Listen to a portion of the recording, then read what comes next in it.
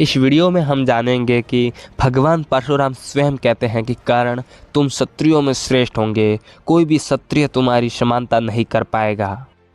और इसके अलावा भगवान परशुराम कर्ण की क्या क्या प्रशंसा करते हैं या फिर उनके बल का वर्णन किस प्रकार करते हैं, ये सब जानने के लिए आप हमारा वीडियो अंत तक ज़रूर देखिएगा।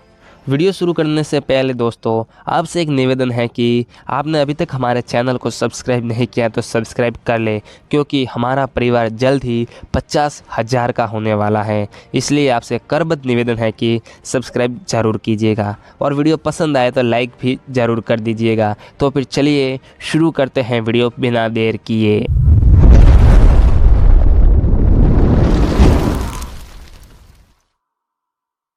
एक समय भगवान परशुराम जी कर्ण के साथ अपने आश्रम के निकट घूम रहे थे। उपवास करने के कारण उनका शरीर दुर्बल हो गया था। कर्ण के ऊपर उनका पूरा विश्वास होने के कारण उसके प्रति सौहार्द हो गया था।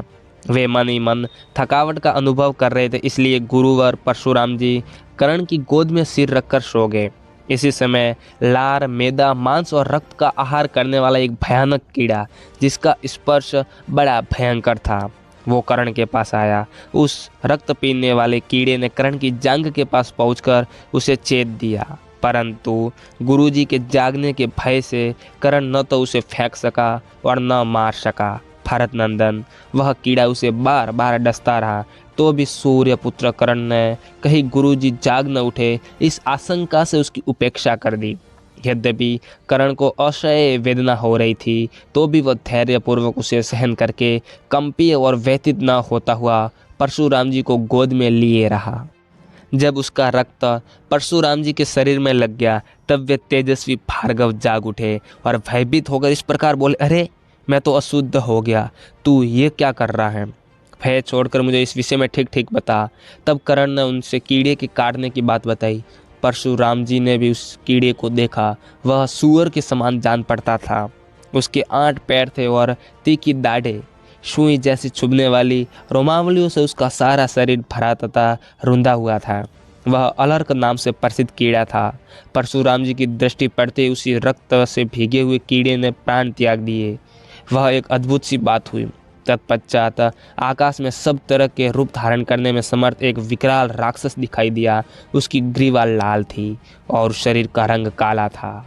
वह बादलों पर आरूढ़ था। उस राक्षस ने पूर्ण मनोरथ हो हाथ जोड़कर परशुराम जी से कहा, भृगुश्रेष्ठ, आपका कल्याण हो। मैं जैसे आया था वैसे लौट जाऊंगा। मुनि प्रवर, आपने इस नरक से मुझे छुटकारा दिला दिया, आपका भला हो। मैं आपको प्रणाम करता हूँ, आपने मेरा बड़ा प्रिय कार्य किया है। तब महाबाहु प्रतापी जमदग्नि नंदन परशुराम जी ने उससे पूछा, तू कौन है और किस कारण इस नरक में पड़ा था, बतलाओ। तो उसने उत्तर दिया, तात, प्राचीन काल के सतयुग की बात है। मैं दंस नाम से प्रसिद्ध एक महान असुर था। महर्षि भृगु के बराबर ही मेरी भी अवस्था रही। एक दिन मैंने भृगु की प्राण प्यारी पत्नी का बलपूर्वक अपहरण कर लिया। इससे महर्षि ने श्राप दे दिया और मैं कीड़ा होकर इस पृथ्वी पर गिर पड़ा। आपके पूर्व पितामह भृगु जी ने श्राप देते समय कुपित होकर मुझसे इस प्रकार कहा, ओ पापी, तू मूत्र और लार आदि खाने वाला कीड़ा होकर नरक में पड़ेगा। तब मैंने उनसे कहा, ब्राह्मण, इस श्राप का अंत भी होना चाहिए। ये सुनकर भृगु जी बोले, भृगु वंशी परशुराम से इस श्राप का अंत होगा। वही मैं इस गति को प्राप्त हुआ था जहाँ कभी कुशल नहीं बीता। साधो, आपका समागम होने से मेरा इस पाप योनि से उद्धार हो गया। भगवान परशुराम जी से ऐसा कहकर वह महान असुर उन्हें प्रणाम करके चला गया। इसके बाद परशुराम जी ने कर्ण से क्रोधपूर्वक कहा, ओ मूर्ख, ऐसा भारी दुख ब्राह्मण कदापि नहीं सह सकता। तेरा धैर्य तो क्षत्रिय के समान है। तू स्वेच्छा से ही सत्य बता, कौन है? कर्ण परशुराम जी के श्राप के भय से डर गया, अतः उन्हें प्रसन्न करने की चेष्टा करते हुए कहा, भार्गव, आप यह जान ले कि मैं ब्राह्मण और क्षत्रिय में से भिन्न शुद्ध जाति में पैदा हुआ हूँ।